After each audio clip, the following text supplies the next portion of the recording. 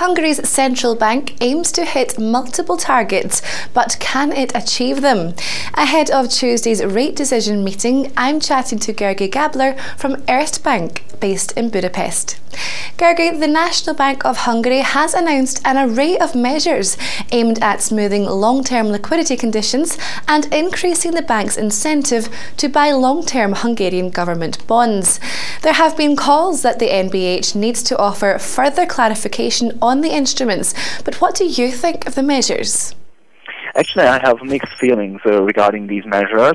First of all, it can be considered positive if we consider that the National Bank of Hungary aims to increase liquidity and decrease the yields in the Hungarian long-term bond market.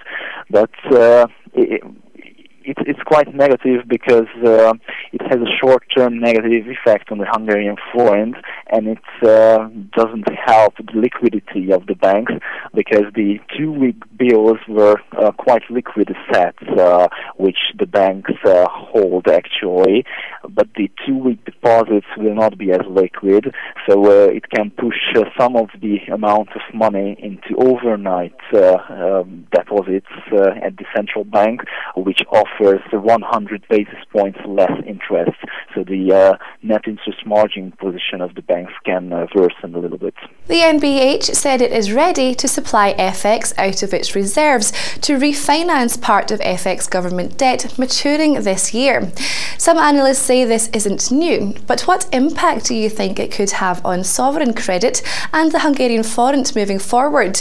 Will Hungary still be as attractive? Actually, I think that it can have a short-term negative effect on the Hungarian forint. However, if the National Bank is ready to supply the FX which flows out of the country, then it can offset this effect. But it's a question at which price level will the National Bank start to intervene on the market, if it will, because before that we saw that at 315 euro HUF rate, the National Bank did not take any intervention steps. So if the Hungarian forint deteriorates too much, then it can have a negative impact on the financing of Hungary's public debt. So anyway, the NBH will hold the rate setting meeting on Tuesday, where it may moderate the base rate by 10 basis points to 2.5%. What do you make of the suggestion that this could be the end of the rate cut cycle? Actually, I think so. So the central bank will probably cut the base rate by 10 basis points to 2.5%, which is a historic low in Hungary.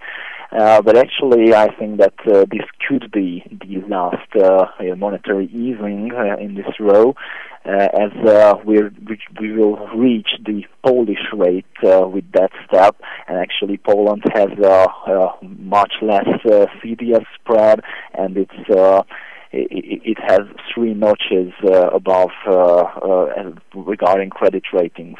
So I think that this should be the last monetary easing, and I think that the press release of the central bank will put more emphasis on the risks, so it will suggest that it is the last monetary easing. It will be the last rate cut. And lastly, Gergely, there's obviously a lot of talk regarding contagion from the ongoing tensions between Russia and Ukraine and the knock-on effect on exports, etc.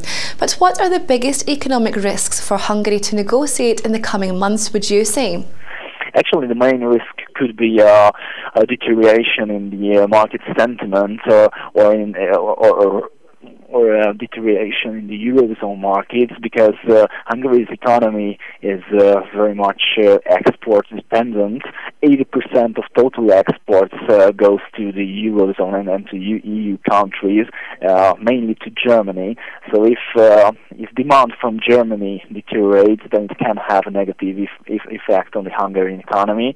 And also, if the Hungarian forint weakens too much, it can have a negative effect also to the GDP, because our external debt is too high. It's still 118% compared to the GDP, so it can have a negative effect on private consumption as well as on the government budget. So it could trigger budget consolidation measures, which can have a negative effect on the GDP. Gergely, thank you so much for your time and insights today.